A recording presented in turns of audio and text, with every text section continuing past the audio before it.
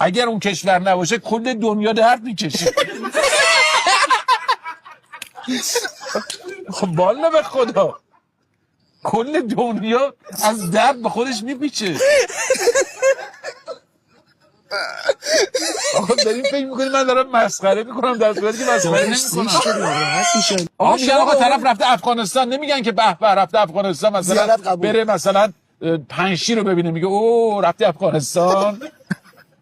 خب چی آوردی با خودت؟ چی آوردی واسه خودت؟ عباس ناراحت میشن زشت همزبونیم یعنی چی اونجا پر آدم حسابیه. ما چطور برنج صادر میکنیم؟ بابا پر آدم خفن اونجا. میدونم آقا احترام بهشون میذارم. گل خشخاش میبینی افغانستان. خب عزیزم خب چیزی که اونا صادر میکنن آقا داروه، اگر صادر نمیکنن نباشن این کارخانجات داروسازی اصلا کارخانجات داروسازی چی دارن که بسازن؟ اونی که با سم مار درست میکنن همه. کی میگه؟ چرا نماد داروخونه این مار است؟ عزیز الان مسکن تو درد داشته باشی با سم مار درست میکنن؟